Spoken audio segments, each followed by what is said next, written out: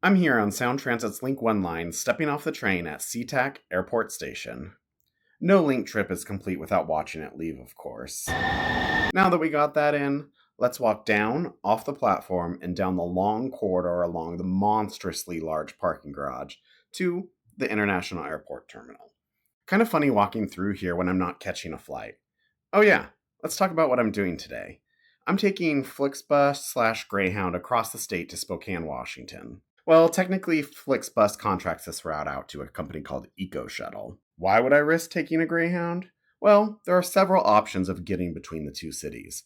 I could take Amtrak, but have you seen those schedules? Ain't nobody got time for that. Do I really want to get in after midnight? Not really. Taking a flight would definitely be faster, but tickets were almost $300 when I was booking. A bit spendy if you ask me. Thanks, jet fuel prices. I make my way to the southern end of the terminal and down the escalators, admiring the aircraft hanging from the ceiling before I head back outside on the arrivals deck. Spoiler, this may have been the worst part of the trip. There is absolutely no signage anywhere that I could find that shows where this bus stops. I'd assumed it would be with the local bus routes and the airporters. Worst case, I'm pretty much at the end, so I would see it drive by. I ended up looking at my boarding pass, which did share that the pickup location would be outside door 2. I guess I'm at the right spot? As 10:25 approached with no Flixbus to be seen, I realized that the bus was tracking, and it looked like it was just delayed a few minutes. Finally, an unbranded pure white MCI J4500 coach was pulling up directly in front of me. The driver got out and opened the baggage area for someone and then asked if I was J-Man, and when I confirmed, I was instructed to just go ahead and board without even scanning my ticket. I must have been the only person catching the ride here. As I walk down the burgundy interior, getting jiggy with it is emanating, at a very reasonable volume, from the driver's radio. I think that's a good omen.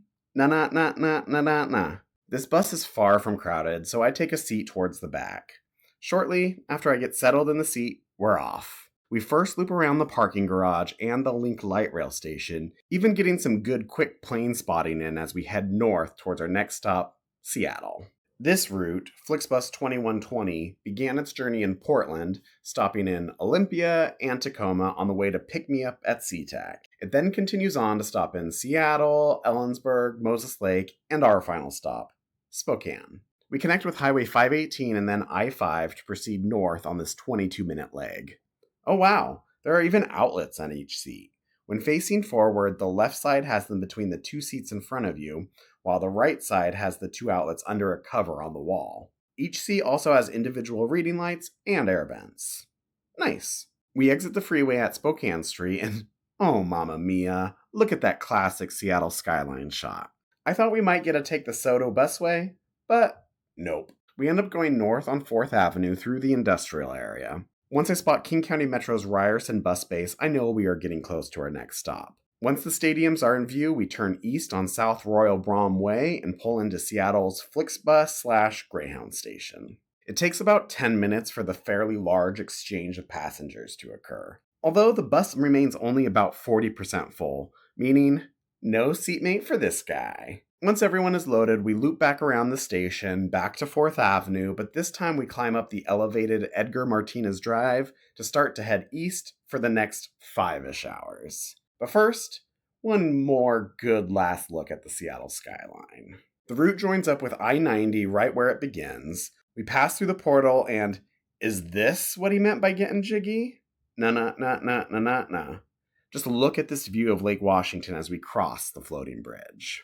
After crossing Mercer Island, we utilize the East Channel Bridge before crossing over into Bellevue, passing Factoria, and the large blocky campus of T-Mobile's North American headquarters, climbing up the hill. After a quick glimpse of Lake Sammamish, we enter into the city of Issaquah, with their eponymously named Alps to the south, and Costco's headquarters in the nondescript buildings along the north of the freeway. Within moments, we begin the ascent up into the Cascade Mountains. Even though I'm already thoroughly enjoying this experience, it is important to note, the legroom pitch is really tight.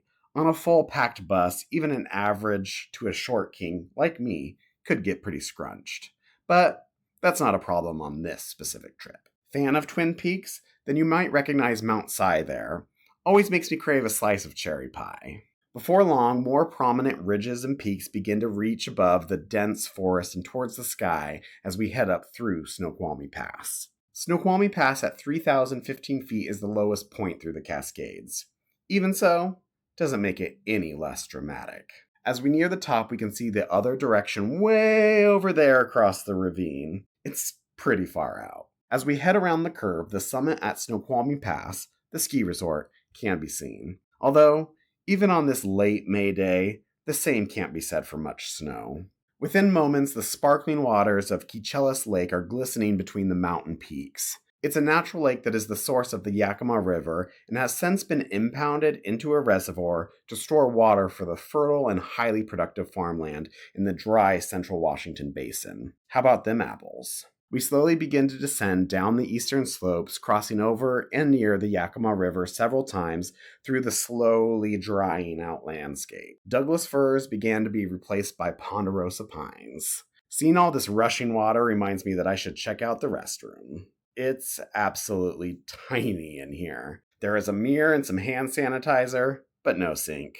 Somehow, it actually smells perfectly fine, kind of like cleaner. I'm pleasantly surprised. The bright yellow arrowhead balsam roots really help to amp up the drama of the scenery through here. But within moments, the forest disappears altogether as we enter into the farmland/sagebrush steppe environment. As the hills disappear into the Kittitas Valley, we begin to leave I-90 to turn into town. Using University Way, we pass east towards our next scheduled stop. When we see the painted water tower up on the knoll, we make a hairpin turn into the parking lot on Central Washington University's campus. We actually got here a few minutes early, so we end up being here for about 25 minutes. Even though we are on the university grounds, there isn't really much directly around. There is a convenience store around the corner there, and a chain coffee place across the street there. I packed a few snacks for the ride, so I'm just going to admire the steed taking me on this journey for a bit. We wait here long enough for me to get my bus fanning in before it's time to board and get back to my seat as the driver and other passengers do the same. Once we're settled in, we begin to leave the stop. CWU has a student population of about 10,000, which is about half the size of the city of Ellensburg itself. As such, it's a large economic driver for the region. We end up turning south on Main Street to go through the small yet nice historic downtown area. But that doesn't last long, as we merge onto a frontage road along the freeway passing through that typical development. We begin to merge back onto eastbound I-90 through the farmland of the valley before we start climbing up the ridges. It's wild how desolate it feels out here, even with a small city just minutes away, and these massive wind turbines spinning in the gentle breeze. It's also here where we're starting to see the remnants of the Earth's crust fracturing, leading to basalt flows through much of the area, resulting in these layered or even columnar basalt formations. Nope, that's not a mirage there. That's the mighty Columbia itself cutting through the other gorge. We begin to cross over Vantage's Medal of Honor Bridge over the impounded river below. Just out of sight there lies the Wanapum Dam. Seeing sights like this, it makes sense why Woody Guthrie penned what became Washington State's folk song, "Roll on, Columbia, roll on. Na na na na na na na." As we approach the other side, we turn north with Highway 26 merging with us. Look, horses. Okay, maybe metal art pieces. Still an unbridled good sight to behold. The coach bus climbs up out of the gorge with its wide views. Easy to see why the nearby Gorge Amphitheater is often considered one of the most beautiful concert venues in the world. That in-your-face scenery fades away fast as we enter into the flatlands of the Columbia Basin in Grant County. Fun fact, this is the county that produces more potatoes than any other in the country. Sorry, not sorry, Idaho Spuds. As we pass through the small city of George, yes, it is literally George, Washington, home of the Martha Inn, even if it looks pretty sad these days. Now, if you wanted to catch a few Z's, this might be the best place for it, unless you like farmlands and irrigation canals. It is often believed that we built the dams on the Columbia, such as the Grand Coulee Dam, to harness energy, but the original purpose was to harness the water itself.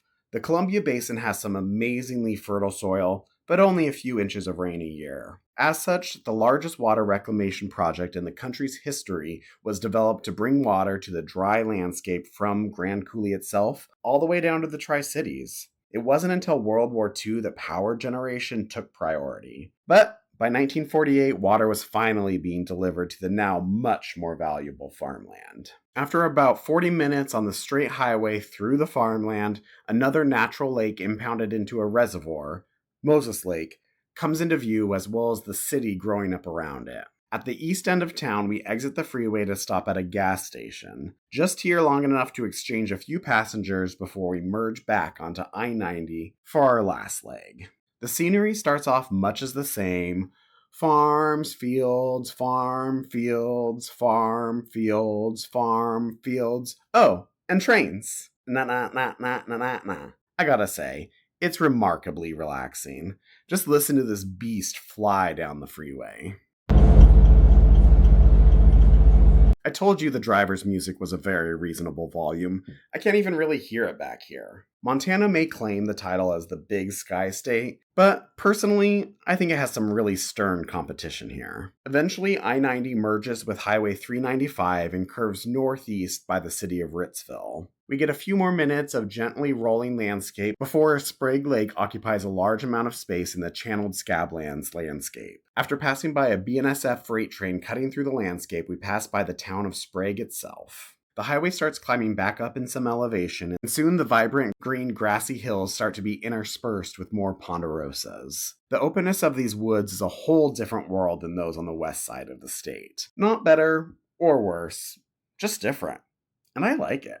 Eventually, we reached a spot where a recent fire went through. I genuinely feel for anyone impacted by it, but it is also oddly beautiful to see life finding a way. These mostly burnt trees are still shooting out new growth, creating healthy new habitats. I feel like there's a life lesson hidden in there somewhere. It's not long before we are passing through the first suburbs of Spokane near Four Lakes. And soon, industrial warehouses appear more frequently as we pass through the West Spokane area, the home of Spokane International Airport. The highway begins to descend a bit down a gulch, and I'd consider this crossing over Leda Creek as pretty jiggy. As we pass under the railroad tracks that built the city, we enter into Spokane. Within moments, we begin to see the skyline of Spokane come into view, with downtown just to the north of us and density around the Deaconess Hospital and the Sacred Heart Hospital to the south. Just as traffic begins to pick up, we exit the freeway and head north into downtown via Division Street. By now, you may know that I love a bright livery, and just look at these Spokane transit vehicles. So freaking cool. We cross under the low elevated rail that bisects downtown and then turn west on Riverside. I kind of forget how nice Spokane is. Old buildings, new bike lanes, and pretty good transit. Is that the City Line? Spokane's BRT? It might not have bus lanes, but it still looks pretty sweet. Seconds later, we are looping around Spokane Intermodal Station, which is the end of my trip here. We pull up to the bays on the back side of the building, and I say goodbye to the deep red interior and take a gander at the vehicle itself as other passengers grab their bags. This could be a truly great station, but it also seems pretty forgotten about. Nothing is really open inside the station, but it still has plenty of seating, restrooms, vending machines, etc. Although the escalators were not working, causing someone to just throw their luggage down the stairs. Listen to that tumble. The columnar basalt columns on the pathway out front really do frame the station very well. If only there was more rail service here to enjoy it. Bye, EcoShuttle. You were great. 3 days later. I'm here at STA Plaza in downtown Spokane to catch a Route 7 bus to the airport to start my travel back to Seattle. As it is the center of Spokane Transit's network, it's a great place to foam over their system, even on a Saturday morning. Spokane Transit's Route 7 travels from Liberty Lake through Spokane Valley before it gets here at the plaza. It then exits the city westward towards Airport Heights to, well, the airport. I connect on the bus, find my seat towards the back, and get comfortable as I'm going to the end of the line. On weekends, it's an hourly service but runs every 30 minutes during the week. And also, a trip to the airport for only $2 is a heck of a deal. We end up leaving the station and proceed west through downtown. After a few days here, I became a downtown Spokane stan. Between the architecture, the walkability, and the fantastic parks, it definitely won me over. We make our way over to 2nd Avenue to make our way out of town. Frink's Diner looks incredible. I gotta add that to my list for next time. We cross under the rail tracks yet again as we skirt the edge of Brown's Addition. The road finally gets the Sunset Boulevard moniker, which harkens back to its history as the Sunset Highway, the second highway in the state after the Pacific Highway, and the first going across the Cascades. And oh yeah, we still get great views crossing over Leda Creek on this road as well. We climb up through the Ponderosa-lined ravines to come out into the elevated plains above. The vehicle may sound like it's struggling a bit, but it handles it well. After only about 15 minutes after leaving the plaza, we turn off the historic highway and into the airport sphere. We loop around the giant parking lot, and after a few short minutes, we're pulling up to our stop in front of Terminal C. I make sure I have all my stuff, thank the driver, and wait to watch the bus depart as it continues on as Route 63. Terminal C is generally where the gates for Alaska and Frontier are. And I'm here like 3 hours before my flight. It's my toxic trait. As such, it's a total ghost town around here. The check-in desks are completely empty of both travelers and staff. Way different experience than the constant chaos at SeaTac.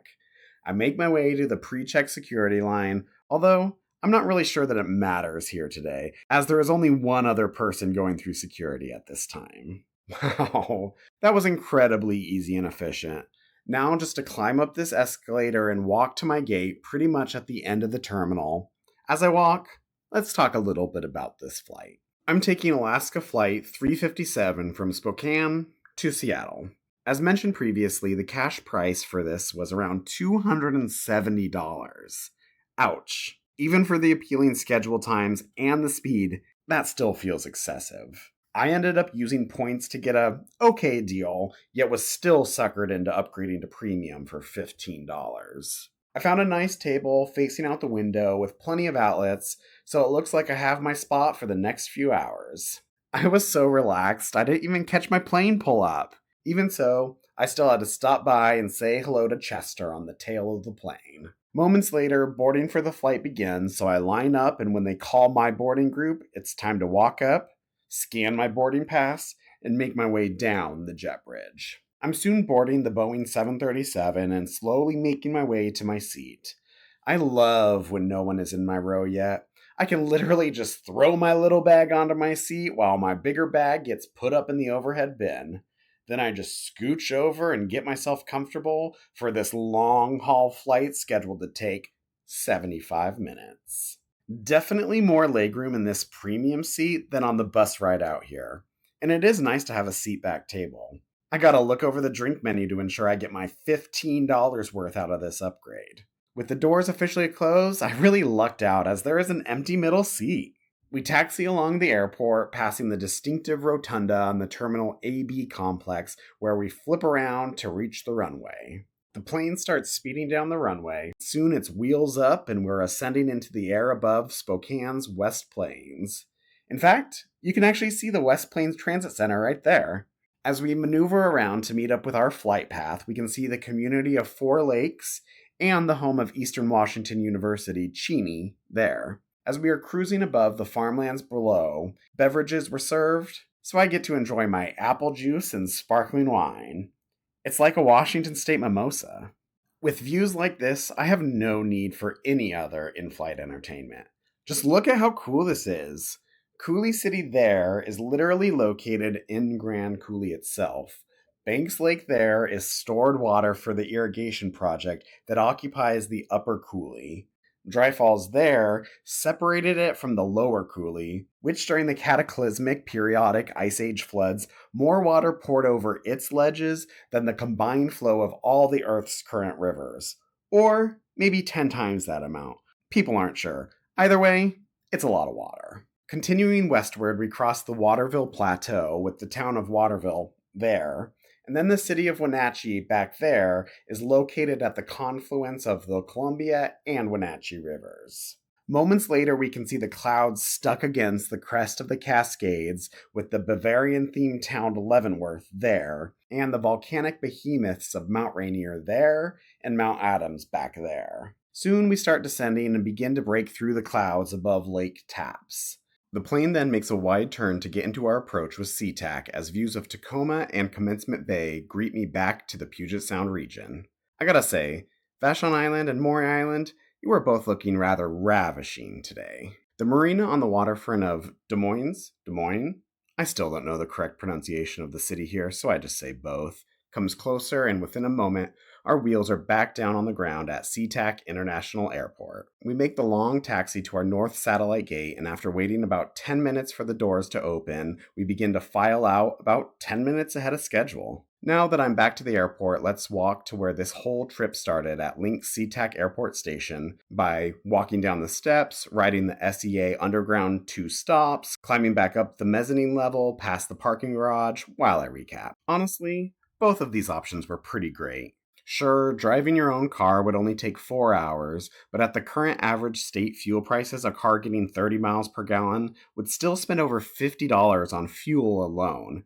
And you wouldn't be able to focus as much on the uniquely beautiful scenery and the stories it tells along the way. At less than $44, the Flixbus is a heck of a good deal. Cheaper than the cost of gas.